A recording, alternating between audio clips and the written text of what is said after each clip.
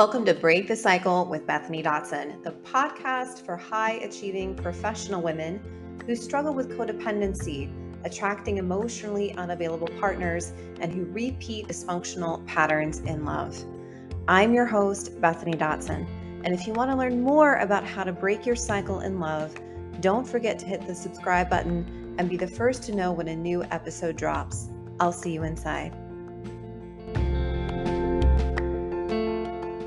Today, we are going to talk about how to handle holiday loneliness, holiday triggers, how to handle feeling like something's wrong with you when normally during the year you spend a lot of your time distracting yourself with baby, staying chronically busy to avoid feeling that feeling.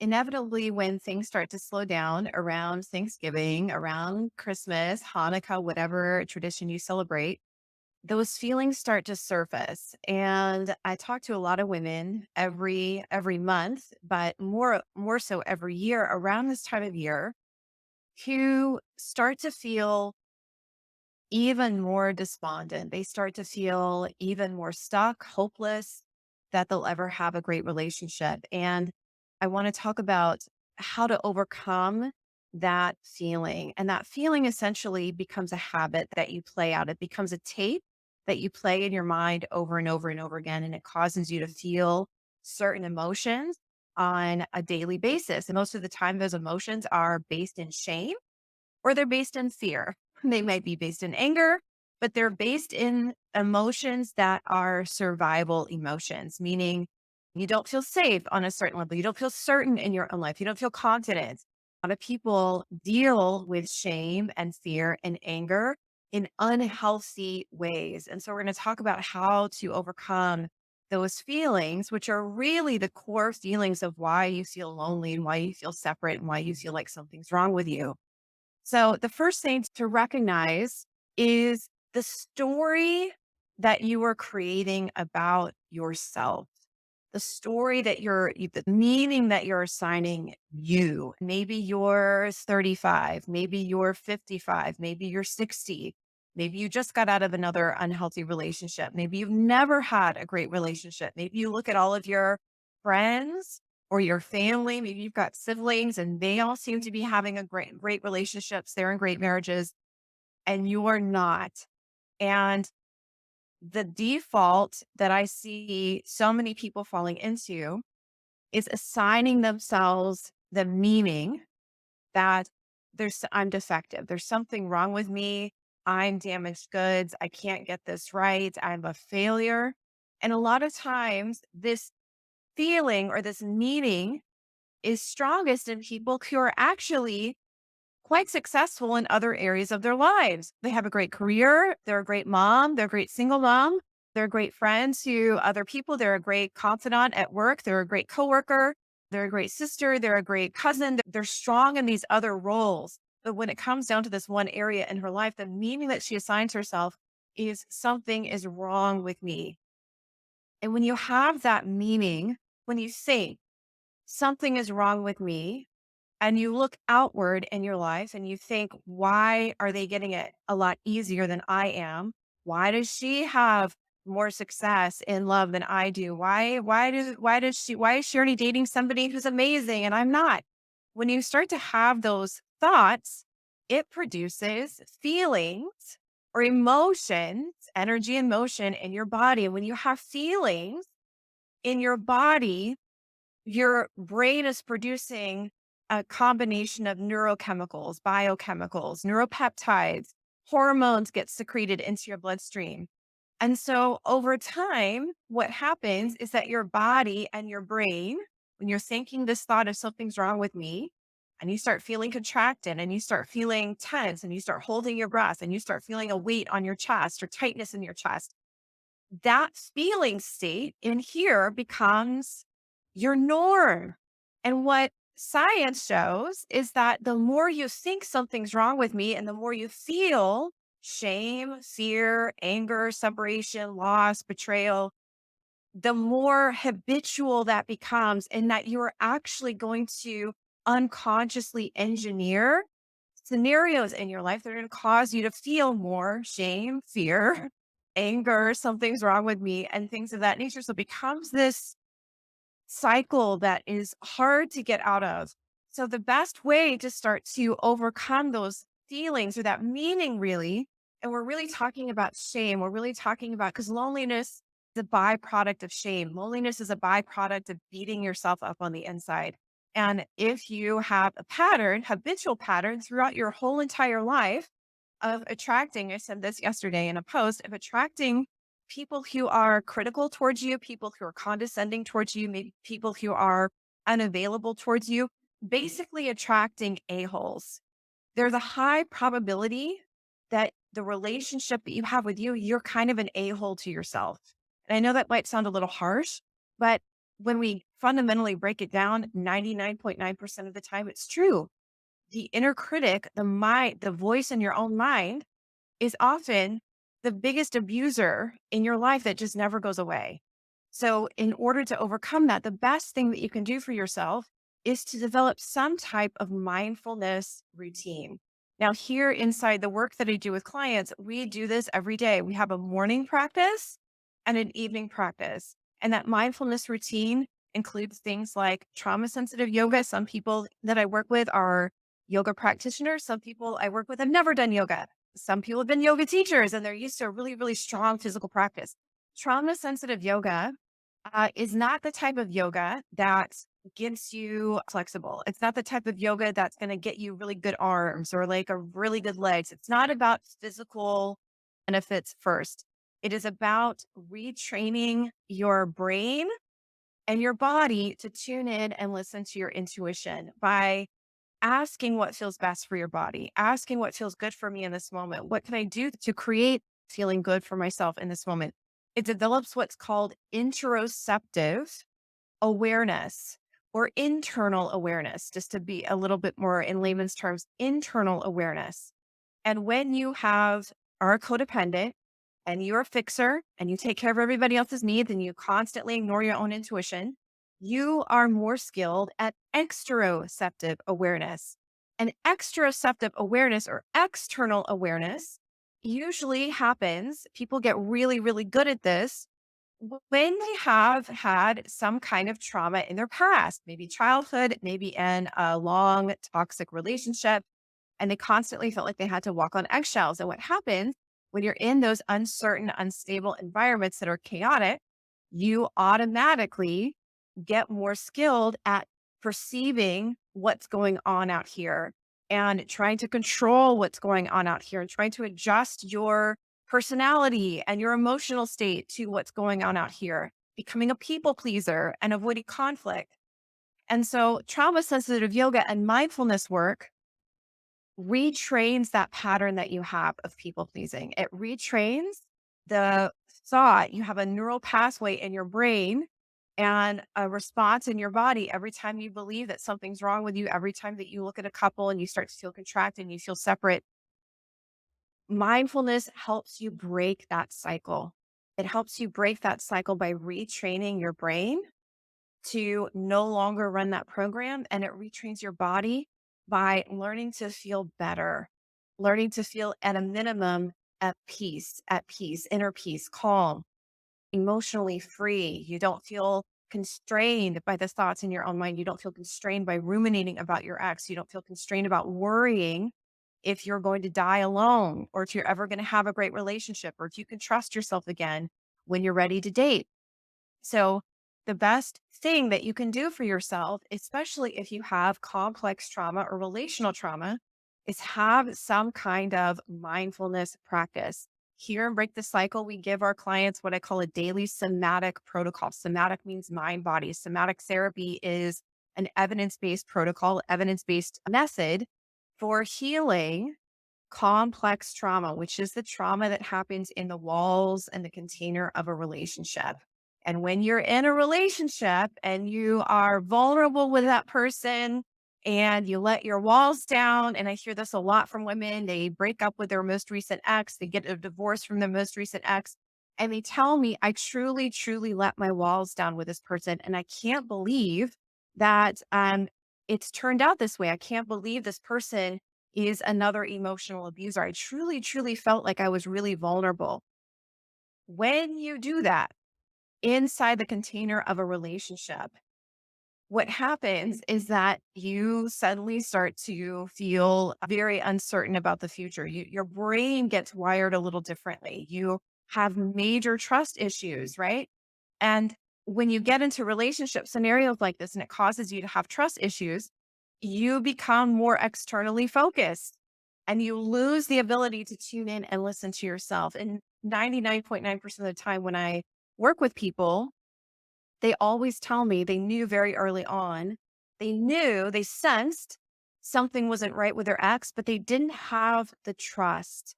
They didn't have the courage to do something about that. They minimized that feeling.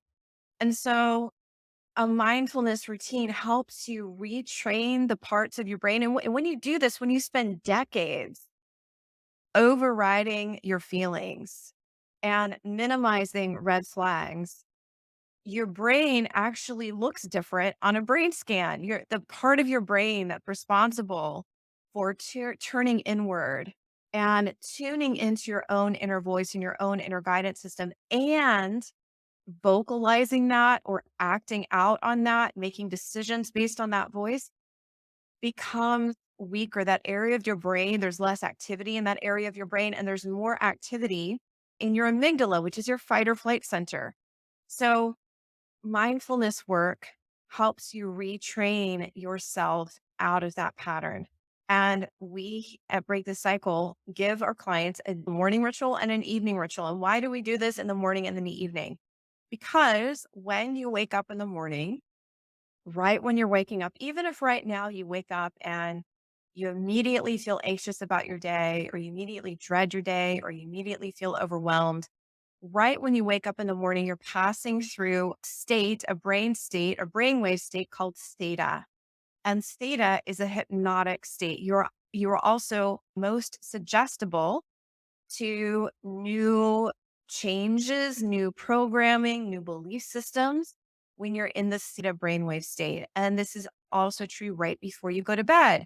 Now, if you're going to bed and you're not sleeping well at night because you're spending a lot of time researching the narcissist or snooping your ex on social media and looking at who they're dating now or online dating, and everybody that you scroll past is a no, no, no. And you're laying there at night, you're relaxed and you're wondering, am I ever going to have somebody? Am I ever going to meet anybody? Am I going to feel alone forever?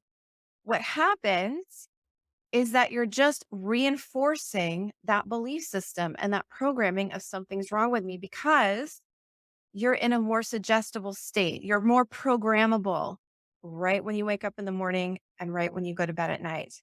And the best thing that you can do instead of looking at articles on the narcissist, looking at online dating profiles and constantly feeling discouraged one after the other, after the other, after the other, or looking at your ex on social media, or even looking at social media, period, and comparing yourself to people who seem to be happy while you're suffering over here, the best thing that you can do for yourself is to turn that off and to start tuning inward. Things like trauma sensitive yoga, things like a meditation practice, things like breath work, things like going for a walk and noticing how your feet feel on the floor. Simple things that can start to retrain your brain and your nervous system, your body, your nervous system, which lives in your body, to unplug from running that same set of programming that's set to something's wrong with me over and over again. So, just to quickly recap, when you're feeling lonely, how to handle holiday loneliness is not really, holidays can tend to magnify that loneliness. And that can actually be a gift.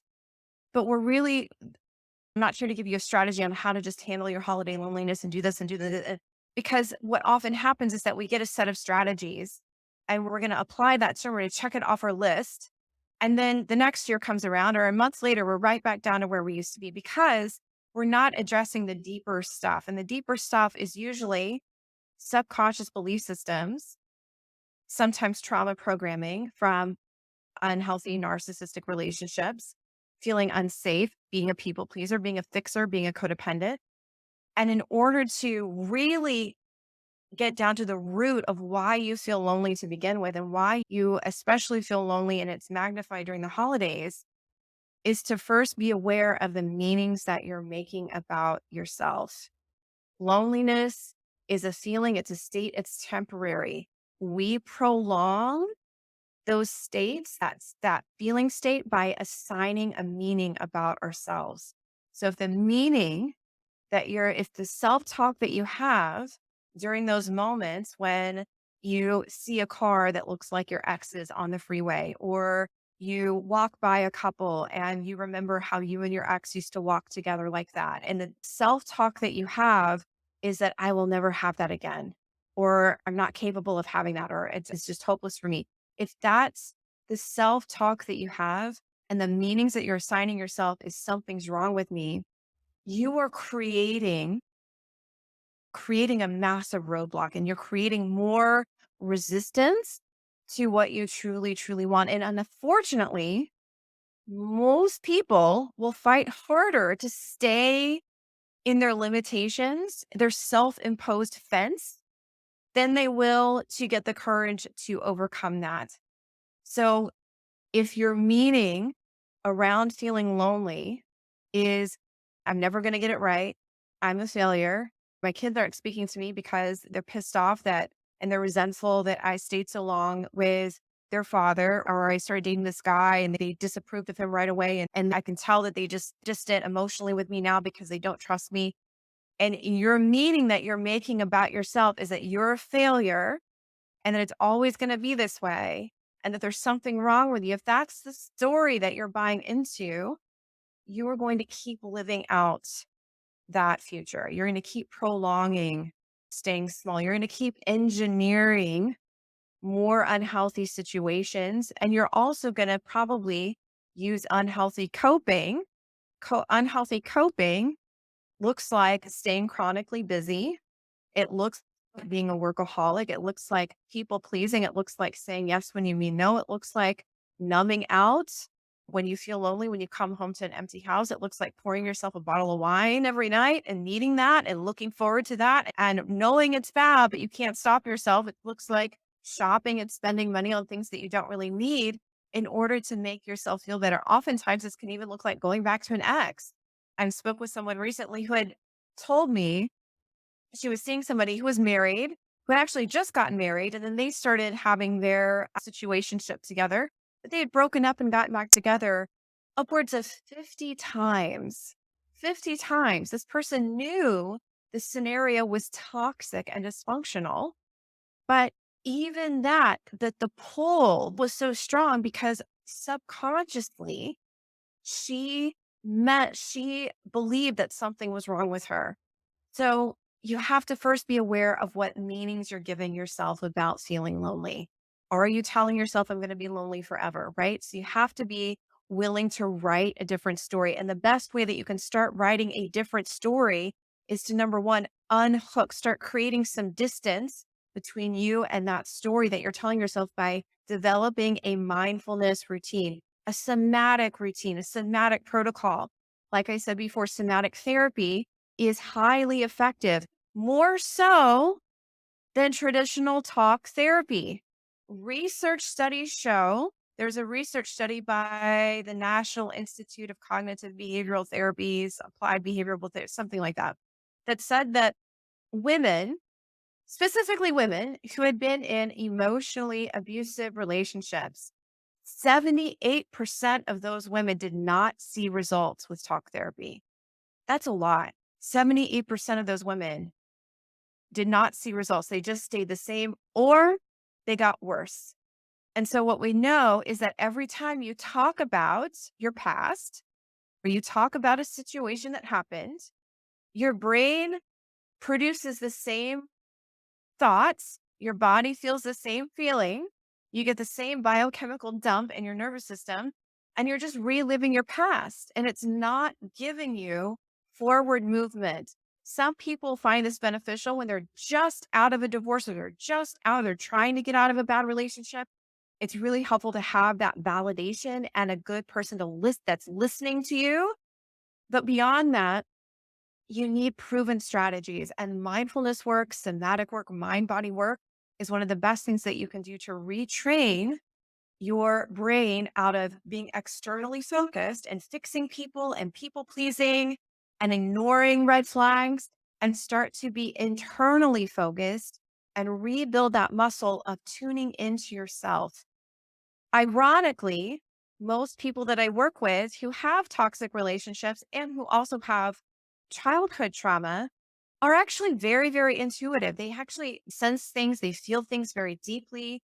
But the problem is that they develop a strategy to create safety in relationships because somewhere early on in life, relationships that they were in did not feel safe. So they develop a pattern of disassociating, of freezing during conflict, of people pleasing, of fawning during conflict, and shutting down that connection to her intuition. And if that's been your pattern for 30 years, 40 years, 50 years, 60 years, it takes a lot more than just talking about things on the surface to rewire yourself. So, the best way that you can rewire yourself is through mindfulness work and trying something in the morning, right when you wake up, trying something in the evening, right before you go to bed, doing things like trauma sensitive yoga, doing things like gentle movement, doing things like going on a mindful walk, doing things like breath work, like guided meditations. These things are going to start to unhook you from the programming that you run every day and the programming that keeps you caught in that cycle of something's wrong with me, that keeps you caught in getting into situations and relationship scenarios in your life where you're people pleasing or you're ignoring red flags and abandoning yourself. So, mindfulness work and that somatic work is just really one piece of the puzzle. It can unhook you from that programming, but there's still times, you still need more work, mindset work, more strategies on how to actually bring that with you into relationship scenarios. Because if you've been settling in your love life, if you've been settling in your life, period, and you want to have a great relationship. You want to have a great relationship with yourself. You want to turn off the inner critic. And then when that inner critic has been running for many, many years and decades, if you want to feel connected socially, if you want to have more meaningful connections, it takes more work and consistency than just being mindful every day, having a mindfulness practice. The somatic work is the first step that we give our clients when they sign up to work with us. You need more guidance. You need more of a roadmap. You need more of a strategy. But if holiday loneliness is the thing that plagues you, if loneliness and feeling like something's wrong with you is a constant ruminating theme, daily morning, the daily evening, that kind of a daily mindfulness practice is a great way to unhook you from looping yourself into that tape player over and over and over again. But if you need more help than that, if you recognize maybe you're already doing a mindfulness routine. I was talking with somebody the other day who had a transcendental meditation practice. That's a morning and an evening practice. She was still stuck in unhealthy relationship patterns. If this is you and you know that you've tried a lot of this stuff, or maybe you haven't tried this stuff and you know that you just need guidance and you need accountability and you need more support to help you process your trauma and to help you wake up every day feeling at peace and to give you the tools and the strategy and the mindset support to feel confident in yourself again and to actually make choices in your life that are out of your comfort zone. Because if you have been in unhealthy relationships your whole life and you keep getting into this pattern and you keep staying too long, that whole thing is what you feel good. That's on some, you like that on some level. That's what feels normal to you. And to have what you really want, which is deeper connection and more fulfillment in life and to feel happy with yourself first and foremost, that is going to require you to step out of your comfort zone. And most people, when they're left up to their own devices, they fight harder to stay in their comfort zone. So if you realize you need more help getting out of your comfort zone, if you realize that you've fallen into the C word, which is complacency after a divorce or after a narcissistic ex, Maybe it's been years since you've been on a date because you keep ruminating about your ex. We're here to help you. If you're a single woman, if you're professional, meaning you're successful in other areas of your life, but the love part, the relationship part is the one area that keeps giving you you keep feeling like you're failing at. You can't get it right. You keep making the same choices. You keep avoiding it. You keep getting stuck in the same stuff. Go to BethanyDotson.com/talk. Book a call with us. We'll have a very honest conversation about changing your life and what that's going to look like for you, given your specific scenario, with a specific starting point that you're at in your journey. If I feel confident, I can help you where you are, right? Given the scenario, the stuff that's going on for you. We'll talk about the work and we'll make you an invitation to work together. And at the same time, if for whatever reason, maybe you're not quite ready to let go of an ex yet, maybe you're still hoping it's going to work out. Maybe you've never had any therapy and we feel like you need a little bit of that first before you try coaching and somatic work. We're going to steer you in that direction.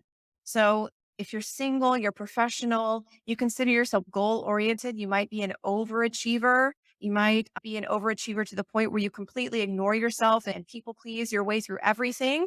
And you know that is costing you greatly, not just emotionally, but it's costing you emotional presence with your kids. It's costing you the momentum to go for your goals. It's costing you the momentum to open your heart again to love. It's costing you the courage to be vulnerable and learn to date again and learn to have a great relationship when all you've known before in the past is bad relationships. If you realize you don't want to keep living your life like that, and you also realize life is short, we are here to help you do what you feel right now may be impossible, which is to break your cycle. Most people, this is a generational cycle for them. They saw this with their parents. Now they're watching their kids play out the pattern. If you're ready to break a generational cycle, if you're ready to show up much differently in your life after narcissistic abuse, if you're ready to date again after narcissistic abuse, maybe dating's not even on your radar. You just want to wake up and you want to feel at peace, and you want to feel happy, you want to feel inspired in your own life. Maybe you want to start the business. Whatever it is that you are trying to overcome, we're here to help. Go to BethanyDotson.com/talk and we'll have an honest conversation about changing your life. This is the episode on handling your holiday triggers, which is really about handling your shame and handling your fear and handling your anger. Holidays just tend to magnify that. If you're ready to do that deep inner work, reach out to us. We'll have a conversation to help you. Take care and have a beautiful day.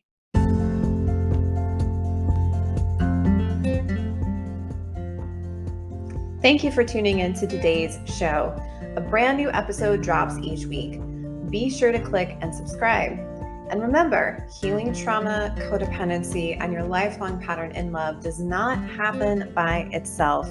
You need expert guidance and evidence-based methods. And I've helped hundreds of incredible women from all over the country heal betrayal trauma and reclaim their confidence while falling wildly in love with their own lives and attracting healthy relationships.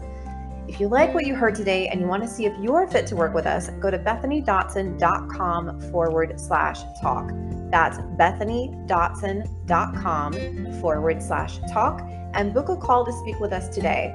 We'll get on the phone for about 45 minutes and get you crystal clear on 3 things. The real reason you keep attracting dysfunctional relationships, even if you know better or even if you've done tons of work on yourself. What you really want in a relationship, how you want to feel emotionally every single day in your life, and what lifestyle changes you want to make. And then number 3, the exact strategy you need to be using to get there. Again, healing trust issues, codependency, and a lifelong pattern does not happen without expert guidance. We've helped hundreds of women across the country heal complex trauma, codependency, and have the healthiest relationships ever, both with themselves and with others. Go to BethanyDotson.com/talk to book your call today. I'll see you on the next episode.